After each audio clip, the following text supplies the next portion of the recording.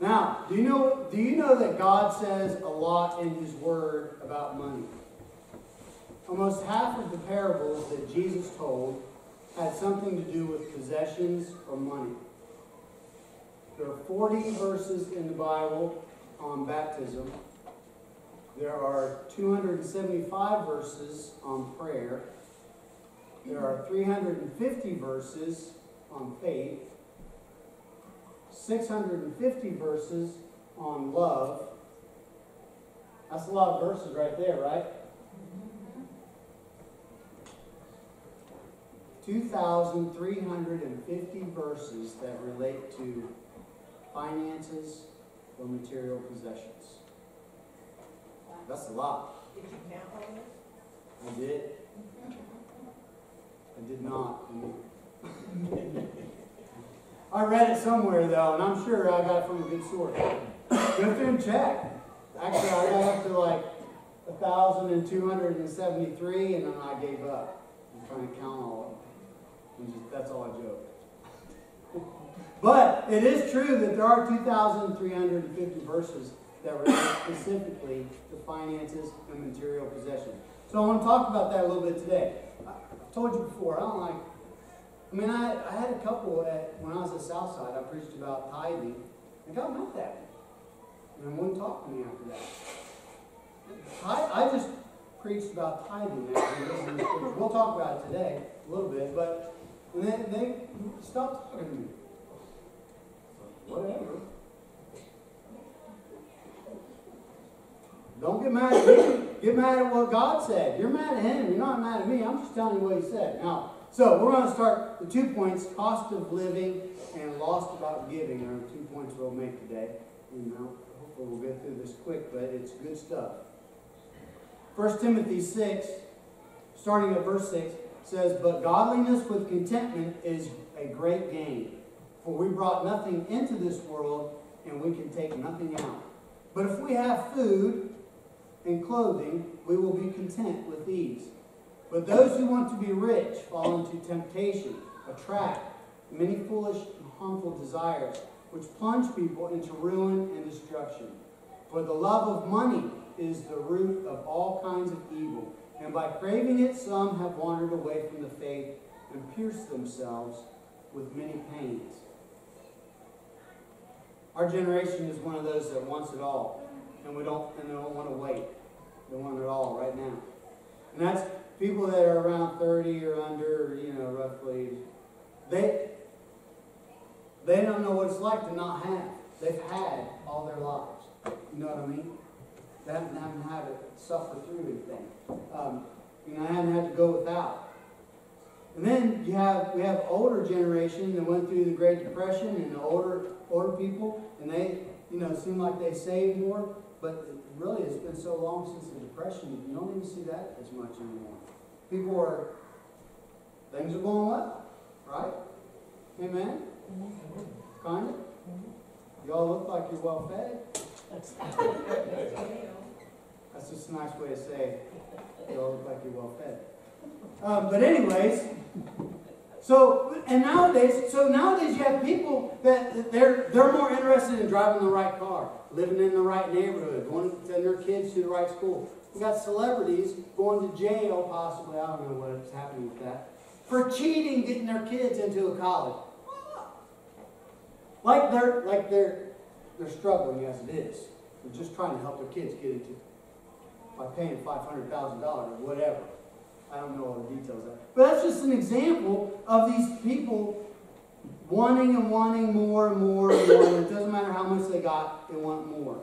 And then we accumulate stuff. And then the more stuff we accumulate, we have to put it places. Right? I see people looking at each other. Like you guys have had conversations about this before. We buy houses with a 2-car garage. We park the cars outside so we put junk in the garage. And then the pickup trucks. Pickup trucks and stuff are like the #1 selling vehicles because we need a place to keep all of our junk in the back. Keep all those things filled. We need bigger trucks. And then, not only that, you have these euphoric places. They're popping up like Dollar Trees. Everywhere. And they have been. The storage place, like you can't store all your junk at your house. You need an off-site place to store your junk because we want stuff. We want more and more and more. This accumulation is one reason why I think vans and pickups are so popular, because we need bigger vehicles to carry all of our junk. So does being richer or having more stuff make us happier? Yeah. The leading prescription drugs are for anxiety and depression. That's what's being prescribed mostly right now. Over-the-counter drugs, the most sold are those for pain relievers, headaches. And I tell you, I've thought about this before, because you wouldn't believe how many times I've heard people say that they don't have time to go to church. And I think, back 50, 60 years ago, we didn't have all the modern technology we have now. 50 years ago, you didn't put a cup of water in the microwave and ding, a minute it's boiling. You didn't have that, right? You didn't have microwave popcorn. Just think of all the time savings stuff we have. And people don't have time to come to church. They have time for everything else, but they don't have time to come to church. In his accumulation of things, isn't man searching for contentment? The bottom line, according to Paul, is not how much you have. The bottom line on personal profit and loss is finding godliness with contentment. What do we need to be content? Just think about that for a minute. What do you need? What do you need to be content? Paul's statement, when we think about just what we need to be content, and then Paul says, all you need is this and this. In America, people are like, that's heresy. I can't believe somebody would say that. All that is necessary is food and clothing. These should be the limit of our earthly desires. Matthew Henry said this. I think I have that up there. Matthew Henry said this. The necessities of life are the bounds of a true Christian's desire.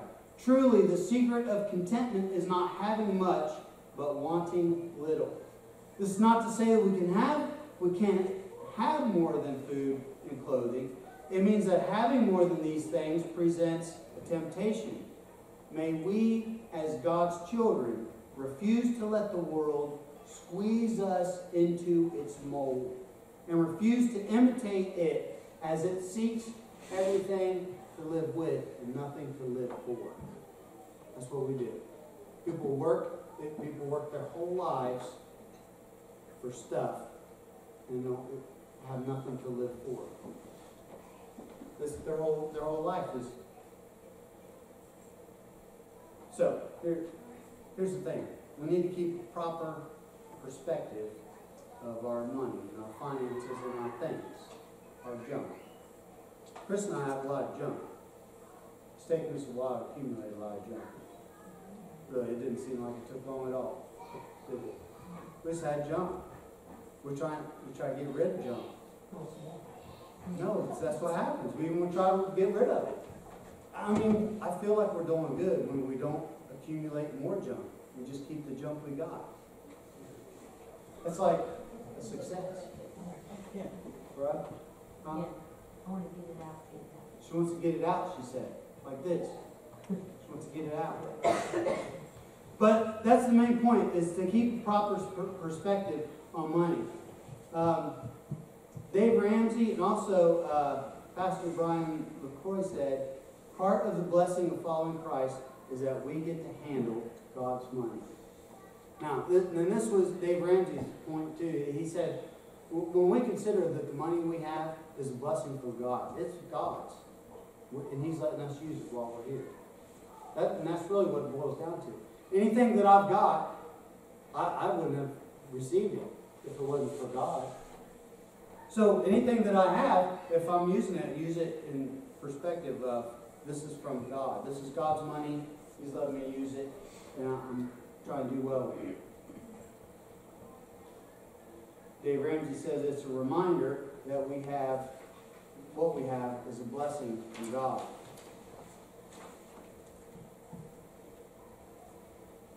So there's two things that we need to do with our money. We need to provide for our families and invest in God's kingdom.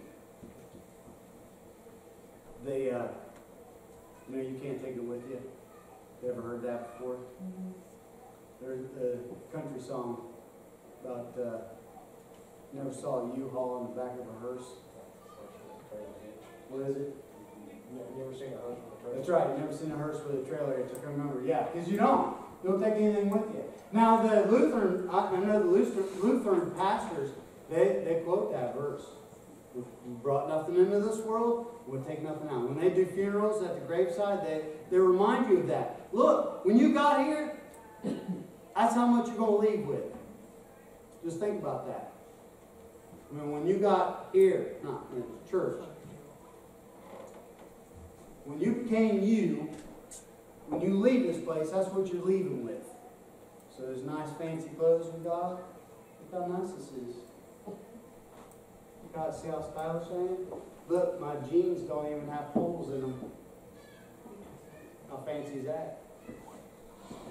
Don't even have patches. When I was growing up, Mom would sew patches on the inside. I don't have to worry about that stuff anymore. Whoa.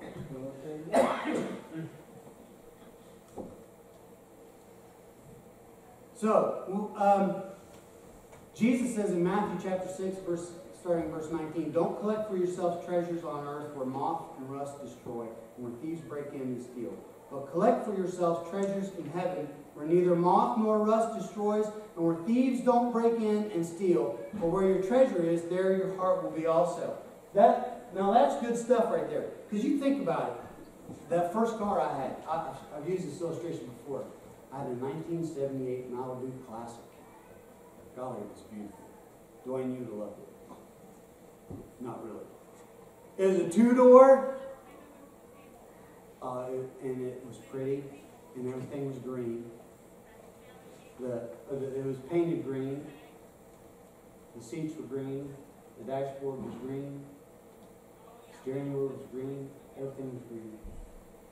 I loved that car.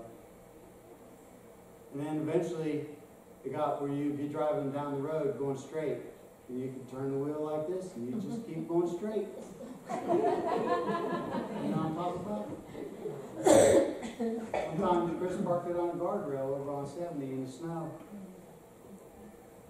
Sitting in the cop car, she said she heard on the radio of the other police were driving by saying, hey, tell her she can't park there. That was a beautiful car, but you know what? Even if nobody ever did anything to it, it would have rusted and fallen apart. I mean, it started getting rust on it and everything. But ended up selling it to a friend of mine. He drove it for years later.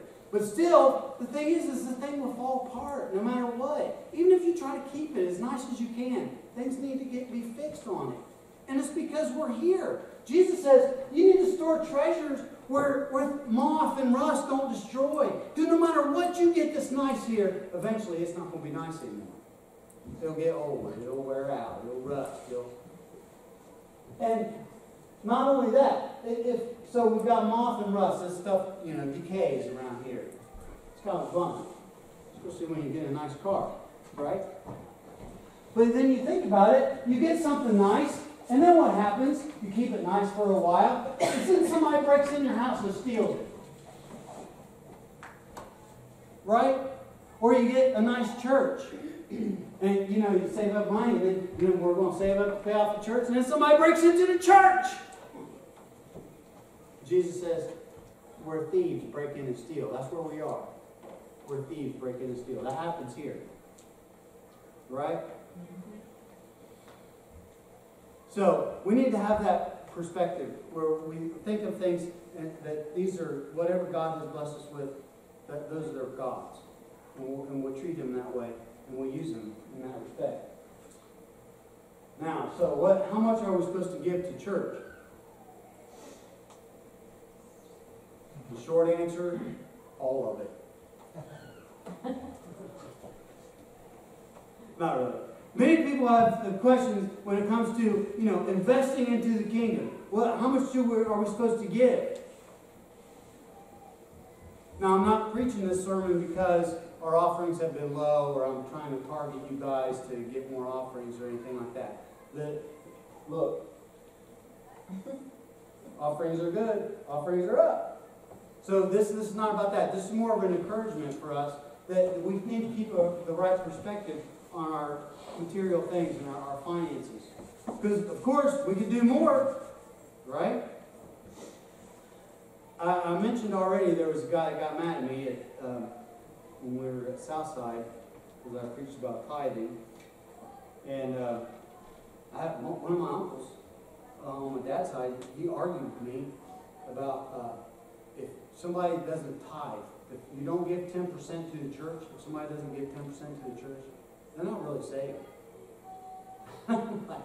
No, I said, no, you can't. Now, we've been talking about this in Bible study already this morning. You can't add anything to salvation. And I tried telling them, I'm like, no, you can't.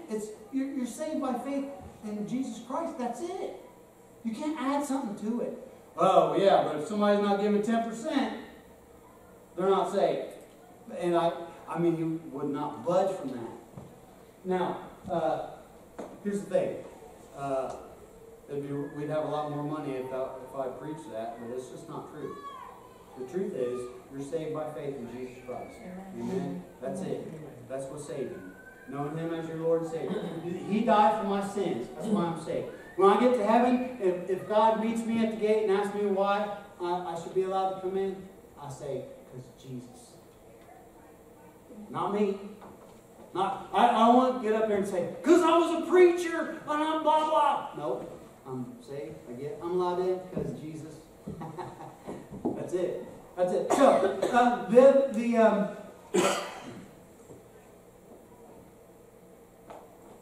know Jesus, and then you don't have to give 10, but you should. All right. Now listen. Now, pay attention.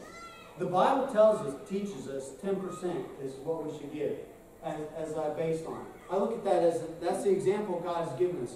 This is like the minimum that you should do. Now, it's not a requirement. It's a law. I mean, it's just to let us know that at least 10% you should think. In the Old Testament, God refers to that 10%. That's His. It belongs to Him. So when they say you're stealing from God, you're not giving His 10% back to Him. That's His. And nowhere in the Old Testament or the New Testament does it say that first 10% that you get when you earn whatever, when you have produce or whatever, there's no place that says that 10% is yours. The first 10% belongs to Him. That's just kind of the bottom line. Now, that's some financial fun, see? The bottom line. Get it? Get that? No. You know why you can't trust a train? You know why you can't trust a train? Because they got locomotives.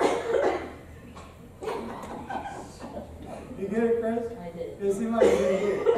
You did it? You get it. She said, no, I get it. Yeah. Now, so when we look at, I mentioned the Old Testament. The Old Testament makes a lot of references towards tithing. Now, there are a few. I think we'll look at them. This one right here.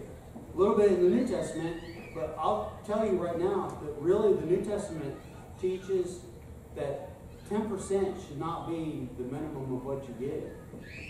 Or it should be the minimum. You should actually be given more than that. The New Testament talks about giving excessively and cheerfully. I'm just telling you. Now, that doesn't mean I'm just going to leave that and see if you guys' offerings pick up. No, but seriously, and the New Testament teaches more. Well, we'll look at some things. For one, so what does the New Testament say about tithing specifically? The Pharisees and the religious elite of the day, they were meticulous about being religious. They were very, very meticulous. If they got a little bit of mint, just a little bit of mint, they'd make sure they took 10% out and gave it. If a little bit, just a little bit of root, any kind of little herb, they get 10% off there, and that's right there. But what Jesus was saying, that you've ignored justice and mercy, the things that are important to God. That's not what's important. So I want you to see this. Now, Luke 11:42. But woe to you Pharisees! You give a tenth of mint, rue, and every kind of herb, and you bypass justice and love for God. These things you should have done without neglecting the others. It's also in Matthew 23:23 if you want to look at that. Now, the New Living Translation, it says this. I like the way it says it. It's just words that are a little different. Listen. You should tithe, yes, but do not neglect the more important things. Jesus is saying, yeah, you should tithe. That's a good thing to do, is tithing. So if you're doubting, or you're wondering how much you should give to the church, 10% that's a good goal to shoot for right there. At least 10% and more. But Jesus says, don't forget the more important things, which is love, justice, and mercy. Those things are important. Don't forget that stuff.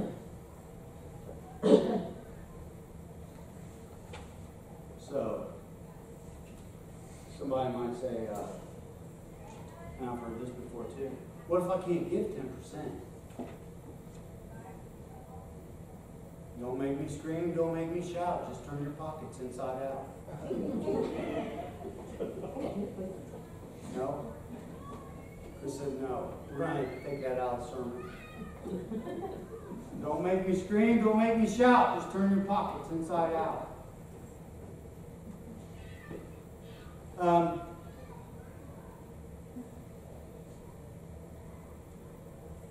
Giving your tithes and your gifts and your offerings it's a part of worship.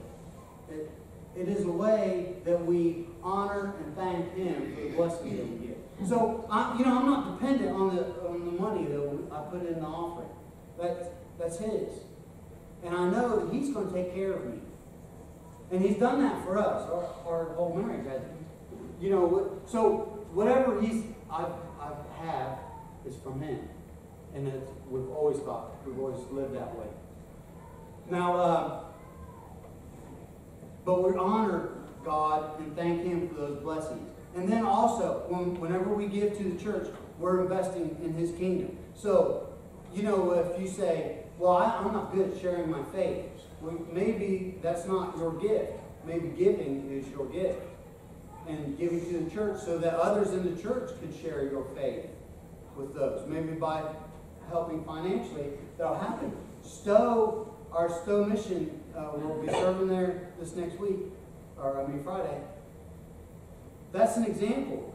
That's funded by the offerings. So there you go. That's just an example. And if we have more offerings, we can do more of that stuff. And we'll help others that are in need. I believe that giving a tenth is a guideline that God gives us to go by. But if we look at 2 Corinthians 9:7, each person should do as he has decided in his heart, not reluctantly or out of necessity. For God loves cheerful givers. So when you have somebody that is, they're so worried about giving a tenth that they stress over it. That's not the kind of worship that God wants. He wants somebody that gives cheerfully, willingly. Give to help others that are in need. Give to help further the kingdom. To share so we can share the gospel with little kids for VBS. We've got a VBS training thing coming up. But that stuff, money takes a lot of stuff. Money is required for anything. I like lights in here. You guys like to have the lights? You like the electric guitars? Want to say that again? You like the electric guitars? That takes electricity. We have to pay bills. Look, I'll tell you something. If you don't come to church for a week or a couple of weeks, we still have to pay the bills. So that's why Reverend Snyder always used to say, he talked about money a lot. That's probably why I don't talk about money so much. But he'd say, if you're gone, make sure you make up whatever you missed. I know we have people that do that. Like I said, this isn't for us. I'm not trying to badger you guys into anything. You guys are a good congregation. Amen? We're just trying to do better, right? Yep. right. Now, so, I had several people ask me before if they should give 10% of when they get their tax return. Should you give 10% of the tax return? Here's the legalistic answer, right? The legalistic answer would be no if you had given a tenth of your gross pay, and yes if you gave a 10% of your net pay. But that's not going to be my answer anymore if somebody asks me. Should I give 10% of my tax return? I would say, yeah, unless you want to give 20. Or you should give 40%. Try that. Don't be legalistic about it. You know, kind of roughly figure if that's 10%, and then what are you going to do? And how is God speaking to you on that? Now, here's one last thing. We'll close with this. I preached about this a couple years ago, and I just preached about this part right here. Now, they're in the temple, and you see there. Now look, when they're giving at the temple, notice they have a little place like that. We've got a little box in the back. See that? We're just going like they used to do back then. Now, a lady comes up and she puts the offering in, it's her offering in, and Jesus points this out to the disciples. And I want you to see this, because this is really important, and it has a lot to do with, what do we get, 10% or what? Mark chapter 12, starting in verse 41. Sitting across from the temple treasury, he watched how the crowd dropped money into the treasury. Many rich people were putting in large sums. The poor widow came and dropped in 2 tiny coins worth very little. Summoning his disciples, he said to them, I assure you, this poor widow has put in more than all those giving to the temple treasury. For they all gave out of their surplus, but she, out of her poverty, has put in everything she possessed, all she had to live on. See, it wasn't about a certain percentage. It wasn't about a certain amount. It was about being faithful to God. That's what it was about. Jesus says, look, she's giving. And now I looked this up. Hey, look, wait. I lost it again, Brother Paul. Look, Jimmy gave me this widow's mite. I'm going to pass it around so you guys can look at it. Don't take it out of there. Don't try to put that in your purse, Chris. Now, but she gave a very small amount. So I figured it up from my studies that my widow's mite was worth about 1/64 of a day's pay. So I did the calculations of what people make nowadays, and to bring that up into today's standards, you could think of it as she put in about $2. That's current standards. Of course, you know, back then people didn't live as well as we live now. But that would have been about the equivalent of she put in $2, and Jesus said she gave everything she had to live on. That $2 was all she had. Hey, I'll tell you what, $2 is great. That's all you got, and you're at the Dollar Tree and you're hungry. Well, she had $2, and she gave that to God. That was all she had. Well, you know, that's modern day. But still, it wasn't very much. When it comes to money, a couple things that we need to remember is be satisfied with what you have. That desire. And also, remember, money is not the root of all evil. The love of money is the root of all evil. Hear that? And that's what he says. He says that in that passage. Do I have that in your... Yeah, he did. But he says that people that if you just seek after trying to get rich and get wealthy, you fall into those traps, and that stuff happens. So I'm going to close with this: store up for yourself treasures in heaven, because on earth moth, rust, destroy. But collect for yourselves treasures in heaven, where neither moth nor rust destroys, and where neither thief they don't break in.